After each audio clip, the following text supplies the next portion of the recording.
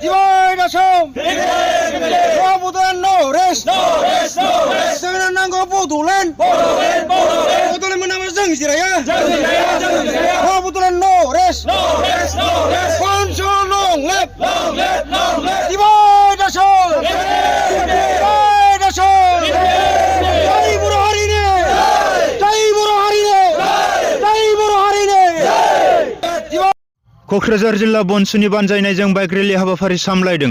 क'क्राझार जिल्ला बनसुनि बानजायनायजों बाइक रेली हाबाफारि सामलायनायखौ सनिबार बारायखालि गसाइगाव साब डिभिजननिफ्राय जागायनानै कुसुगाव सेरफांगुरि बिसिमुरि सिम्बोरगाव टु खांख्लाबादानि गेवलां गेलेग्रा फोथारसिम बिथांमोना गोलाव बाइक रेली खालामनाय हाबाफारिखौ सामलायलाङो। दिनैनि बे बाइक रेली हाबाफारिखौ जाफुंसार होनायनि थाखाय क'क्राझार जिल्ला बनसुनि आफादगिरि जोंखां बसुमतारी बिथाङा क'क्राझार जिल्लानि गुबुन गुबुन दखरायाव थानाय गुबुन गुबुन बिबाननि बिबानगिरि बिथांमोननिसिम बयनिसिमबो साबायखर बावहरो आरो दिनैनि बे बाइक रेली खालामनाय हाबाफारिखौ बेखेवनानै होयो बड'लेण्ड जनजाति सुरक्षा मन्चनि मावफुं आफादगिरि दावराव देख्रेब नार्जारि बिथांजों लोगोसे सिनियर सिटिजेन फरामनि नेहाथारि अमर सिंह ब्रह्म बिथाङा। बे हाबाफारियावनो बाहागो लाफानाय मिरु बनसुनि आफादगिरि बनजित मनसिल बसुमतारी बिथाङा खौरां बिजोंनि गेजेरजों फोरमायो दि बर' हारिनि जिथु उदां आलादा सोरजिनि दाबिया बे मोनसे लं स्टेन्डिं डिमान्ड, बे दिनैसिमबो मावफुंजायाखै आरो दिनैसिमबो उदां आलादा बड'लेण्डखौ जोङो दाफुंनो हायाखै। बे दाफुंनांगौनि थांखिजोंनो दिनै देग्लाय बोसोरनि बे बड'लेण्ड सोमावसारनायनि मोनसे आयदाफारि बायदियै बाइक रेली हाबाफारिखौ बिथांमोना बानजायदों होननानै फोरमायथियो। बेजोंनो लोगोसे बिथांमोननि बाइक रेली हाबाफारि सामलायनो लानायखौ प्रशासन साइडनिफ्राय हेंथा होदोंमोन होननानै बिथाङा खौरां बिजोंनि गेजेरजों रोखायै फोरमायथियो। बर' माहारि फरायसा आफादा जोंनि क'क्राझार डिस्ट्रिक्ट बर' माहारि फरायसा आफादनि दैदेननायाव दिनै मोनसे बाइक रेली जानानै थांबाय। दा जोंनि क'क्राझार गसाइगावनिफ्राय नैबे खांख्लाबादा क'क्राझारनि नैबे थिनालिनि खाथियाव दा बेयाव फोजोबफैदों। दा जोंनि बे बाइक रेलीनि गुबै थांखियानो जाहैबाय जिहेतु बर'फोरनि लं स्टेन्डिं डिमान्ड आलादा रायजो सोरजिनाय बेखौ जोङो कन्टिनिउ खालामनायनि जि मोनसे पलिसि लादों बर' माहारि फरायसा आफादा, बेखौ जों जाफुंसार होनो थाखाय नैबे 2024नि गिबि बोसोरावनो नैबे जोंनि दमासि फोरबोआवनो जों बे हाबाफारिखौ दिनै जागायजेनदों। फैबाय थानाय समाव हाबाफारिखौ लागोन नामा? निश्चय बर' माहारियारि फरायसा आफादनि जि मोनसे आलादा रायजो सोरजिनायनि थांखि, बे थांखिखौ जोङो नैबे बे रेलीखौ जों क'क्राझार डिस्ट्रिक्टनिफ्राय जों आरम्भ खालामबाय। जे जोंनि मोनफ्रोमबो डिस्ट्रिक्ट उदालगुरि, बाक्सा आरो चिरां बेयावबो जों लागोन। दा जोंनि गुबै थांखियानो जाहैबाय दा जोंहा दिनै गोबाव सम सोमावसारनायनि गेजेरजों जिहेतु गोबां जोंनि बर' लाइमोनफ्रा बिथांमोना मुंख्लं जालांबाय। सोरबा जोंनि बर' बिमाफ्रा दिनै उन्दै गोमाजाबाय, सोरबा बर' गथ'फ्रा दिनै बिथांमोना गार्जेन गोमाजाबाय, दा सोरबा जोंनि बर' आइजोफ्रा अना खाना बुथारजाबाय, जिनाहारि खालामजाबाय। दा बैफोरबादि मोनसे आद्रा थानाय सिमांखौ बे जोंनि निउ जेनेरेशन्स, बे फैबाय थानाय लाइमोनफ्रा जाहाथे बेखौ जों कन्टिनिउ खालामनो हायो सानदोंमोन। जिहेतु जोंनि बर'नि बिरोधी बिथांमोना जिहेतु असमिया बिथांमोना 2020नि बिटिआर एग्रिमेन्टनि गेजेरजों बे बर'फोरनि जि लं स्टेन्डिं डिमान्ड आलादा रायजो सोरजिनाया जोब्बाय। जिहेतु दानि समावहाय जोंनि बर' गथ'फ्रा गोबाव सम सोमावसारनानै जिहेतु मोनसे स्मल मोनसे फिसा काउन्सिलनि गेजेरजों जों अट'नमि मोन्दों, इक'नमिक्स जिहेतु आपलिभमेन्ट मोन्दों। बेनि गेजेराव जोंनि गथ'फ्रा मोजां फरायबाय, रोंबाय राबाय, माने फिन खेबसे सोमावसारनाय आरो बेफोरबायदि खस्थ'आव जोंनि बर' लाइमोनफ्रा ओंखारफिननाय नंला बिथांमोना सानदोंमोन। नाथाय दानि निउ जेनेरेशन्सफ्रा, दानि गोदान जोलै आरो जोलैसाफ्रा रोंनानै रानानै भारतनि जारिमिन, भारतनि संबिधान, भारतनि माने आयेनखौ मिन्थिनानैसो जों दिनै बारसोमदों। जों मिन्थिगौ बे बर'फ्रा दिनै सा सानजा भारतआव नैबे बुरलुंबुथुर दैमा सेर सेर माने बे हासार गोनां फैलाव हायाव जोंनो रायजो जाजेनदोंमोन। बे आसाम नर्थ इस्टखौनो जों सानसे समाव जोंनि राजा रानि बिथांमोना सासन खालामदोंमोन। नाथाय गोबाव सम असमियाफोरनि नेवसिनाय, गादबनाय, नासयनायाव जोंनि बर'फ्रा दिनै जोंनि जायगाखौनो जों सेनानै लाजादों।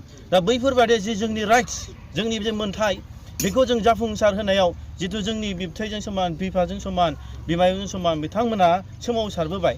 दा दानि जेनेरेशन फिसाफ्राबो दिनै बेखौ जों लाखिनांगौ होननाय मोनसे जोंनि गोसोआव गाबखांनाय फैदों। जोंनि गोसोआव दिनै फिन मोनसे सोमावसारनायनि सिन्था दोननो हाबफिनदों। निस्सय जों दानि गोदान जोलै आरो जोलैसाफ्रा जोङो जेने थेनेबाबो जों नांनानै जोंनि राइट्स मोन्थाय, जोंनि थामोन्थानि थाखाय जों सोमावसारलांगोन। दिनै नोंथांमोननि बाइक रेलि हाबाफारियाव सरकार बा प्रशासन फालनिफ्राय हेंथा होनायफोर सोमजिबायदों नामा? निश्चय जोंनि गसाइगाव साब डिभिजननि SDPO बिथांमोना फैनानै मेजिस्ट्रेट बिथांमोना फैनानै जोंनि जे बाइक रेलिनि सोमावसारनायनि बेलायाव बिथांमोना अबजेक्सन होदोंमोन। बिथांमोना जोंनि गेजेराव सोंथि फैदोंमोन दे नोंथांमोना दिनै सेपारेट स्टेट बड'लेण्डनि जि डिमान्ड बेखौ नोंथांमोना लानो मोनला होननानै। नाथाय जोङो जेननानै थायाखै, जों कुइसन खालामदों भारतनि संबिधानाव बबे आर्टिकेलाव बे थागिबि इन्डिजिनियास ट्राइबेलफ्रा गावसोरनि मोनथायनि थाखाय जों डिमान्ड खालामनो हाया, बबे आर्टिकेलाव लिरनाय दं नोंथाङा जोंनो खिन्थानांगोन होननानै बुंनायाव बिथाङा फासयदों। आरो जों बिथांमोनखौ होनदों नोंथांमोना दि नन भाइलेन्स भाबै डेम'क्रेटिक भाबै जोंनो सोमावसारनायखौ खाबु होआब्ला गाबोन समफोरनिफ्राय जों भाइलेन्स भाबै सोमावसारगोन, खिन्थु बिनि दायनिगिरिखौ नोंथांमोना लानांगोन होननानै जों बिथांमोनखौ बुंनाय जादों। आरो बिथांमोनखौ जों डाइरेक्टलि बुंबावदों मेजिस्ट्रेट बिथांखौ खुनु भारतनि संबिधाननि सायाव कनस्टिटिउसननि सायाव खुनु सोरबा चिफ मिनिस्टार सोरबा अफिसार्सफ्रा देरसिन जानो हाया। बिनि थाखायनो जोंनि जे आन्दलन निउ जेनेरेशन्सफोरनि जोङो दिनै गोरों गोरा जानानैसो जों चेलेन्ज खालामनांगोन। बुरिएक्ट्रेसफोरजों अफिसार्सफोरजों पलिटिशियान्सफोरजों नांनांगौआ गोरलै बाथ्रा नङा। थांनाय समफ्राव जों नुनो मोन्दों जारिमिनाव बड'फा उपेन्द्रनाथ ब्रह्म बिथांमोननि जि सोमावसारनायाव बिथांमोना पुलिसजों होसोजादों, बिथांमोना जेलाव सोजादों गोबां बर' लाइमोनफ्रा। दा फिन खेबसे जों दिनै मोनफिनदों बे सोमावसारनाया गोरलै बाथ्रा नङा। नाथाय सोमावसारनायखौ जों जेननानै थाया, सोमावसारोबा जों मिथिगौ जों खस्थ' मोनगोन। नाथाय बर' हारिया दिनै बे खस्थ'खौ जोङो गिनानै थायोब्ला मालाबाबो जों गेरेमसा हारि दानो हानाय नङा, मालाबाबो जोंनि टारगेट जोंनि फाइनाल जि मोनसे थांखि आलादा रायजो सोरजिनायाव जों सहैनो हानाय नङा। आलादा उदां बड'लेण्डनि थाखाय जिथु नोंथांमोना बेखौ सोरजिनोनो जोनोम मोन्दों, उननि समाव मा मा हाबाफारि लालांगोन? डेफिनेटलि जोङो जि डिप्ल'मेटिक पलिसि जों लानांगौ जों बेखौ लालांगोन।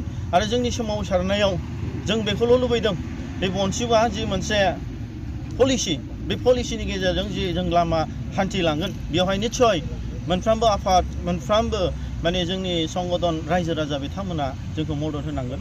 मानो होनोबा जोंनि जि पलिसि लादों बेखौ सम आरो बोथोरजों जोङो गोरोबनानै जों बे पलिसिखौ जों लालांगोन। दा बेखौहाय जोंनि बर' रायजो राजायासो सोरनो क्रेडिट होनांगौ सोरनो क्रेडिट होनाङा बिथांमोनासो होगोन।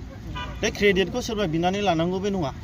दिनै नब कुमार सरिनिया बिथाङा बे मोनसे नंखाय ST होननानै गावखौ ST सार्टिफिकेट लानानै दे जोंनि पार्लियामेन्टारि जोंनि क'क्राझार नायल' जाल' ST सिटआव 2 टार्म्स 10 इयार्स बिथाङा MP जालांबाय। दा बे बेलायावहाय सोर मावदों बेनि एगेन्स्टआव जों स्टार्टिंनिफ्रायनो जों नुनो मोन्दों। गिबियाव जोङो मानगोनां बड'लेण्ड जनजाति सुरक्षा मन्चनि आफादगिरि जनकलाल सार आरो दावराव दिख्रिब सारमोनखौ जों धन्यबाद होनांगोन। मानो होनबा जों व्यक्ति हिसाबै बिथांमोननि जि प्रसिडिंस दंमोन, बिथांमोननि जि पलिसि, बिथांमोना सोर आफादखौ लानानै गावसोरजों बे मिशनखौ साक्सेस खालामनायाव खामानि मावदों। गतिके जोङो बिथांमोनखौ जों सापर्ट खालामनो मोन्दों। जोंबो बिथांमोनखौ सापर्ट अफिसियेलि थांफा फैफा सापर्ट खालामनायाव बर' माहारि फरायसा आफादनि जोंनि मावफुं सोद्रोमा बिथांमोनाबो जेनेबा गोजोननायखौ फोरमायदों। निस्सय दा जों गिबि हिसाबै जोंनि मानगोनां दावराव दिख्रिब सार आरो जनकलाल सार बिथांमोनखौ जोङो धन्यबाद होनांगोन। बिथांमोननि जि माने खस्थ' खालामनायाव बिथांमोननि नाजानायाव दिनै जि माने गिथावना मोनसे परिबेस जाय बिथांमोना जोंनि STआनो नङामोन, खिन्थु माखासे गभर्नमेन्टनि पलिसि एन्टि बर' फर्सनि पलिसियाव बिथांमोना ST सार्टिफिकेट मोननानै दिनै जोंनि जायगायाव सेनानै लादोंमोन। बे मोनसे गिख्रंथाव जिनिसा दिनै माने जोबनानै थांबाय। आरो बेजों लोगोसे बांसिन गिनांगौआ नैबे फैबाय थानाय लकसभाया जिथु माने इलेक्सन स्पेसियेलि जोंनि क'क्राझार ST रिजार्भआव बे बांसिन गिनांगौ दंमोन। जाय दिनैनि थासारियावहाय जिथु बर'नि मोननै मेजर पलिटिकेल पार्टिसफोर दङ, BPF आरो UPPL। दा बिनि गेजेराव जे कन्टेस्ट जानायाव सोर सासे बर'आ देरहागोन नङा होमबा रायजो राजानि सापर्टआव। नाथाय बिनि पलिसिया गाज्रिसिन पलिसिया बेनोमोन दे जोंनि मानगोनां अना बर'नि जि केन्डिडेट दं बिथांमोना दिनै दानजायामोनब्ला नब कुमार सरिनिया फिन खेबसे होनानै आरो बेखौहाय नेशनेल पलिटिकेल पार्टिसफोर लाइक BJP बिथांमोना देरहानायनि पलिसि दंमोन, सिङाव षड़यन्त्र दंमोन बर'खौ बोखावनानै थार्ड पार्टिखौ देरहाहोनाय। नाथाय बे जिनिसा दिनै बिथांमोननि जि मिशन बे जिनिसा दिनै फेलियर जानानै थांदों। दा बिनि गिख्रंथाव मोनसे थासारिनिफ्राय जों नैबे नब कुमार सरिनिया बिथांखौ STनिफ्राय बोख्लायनो हानाया गिदिर मोनसे जोंनि थाखाय साक्सेस, गिदिर मोनसे बर'फोरनि थाखाय देरहासार।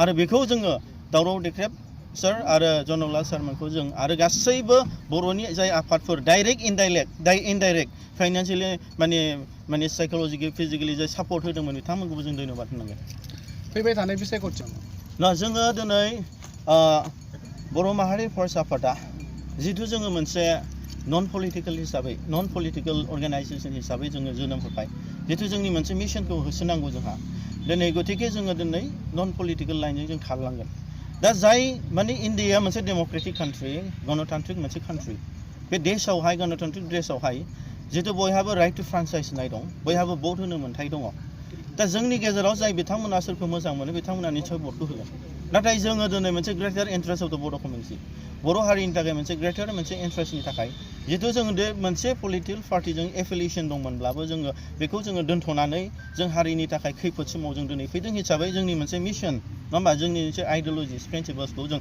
साक्सेस खालामनायाव निश्चय जों माखासे जिनिसखौ सेक्रिफाइस खालामनांगोन निश्चय जों थोंजोङै इसिबां जोङो दानि जों समखौ जों होनो हायो नेक्स्ट जेनेरेसन फैजासिम जे गतिके जों लांनो थाखाय जोङो दिनै मोनसे नन पलिटिकेल हिसाबै जों थांगोन नाथाय बनसुनि जोंनि सोद्रोमा बिथांमोना जाय सरकार नङा होमबा जाय मोजां मावगोन बर' हारिनि थाखाय जाय बर' हारिनि थामोनथानि थाखाय रैखाथिनि थाखाय खामानि मावलांगोन बिथांखौ निश्चय बिथांमोना सापर्ट खालामगोन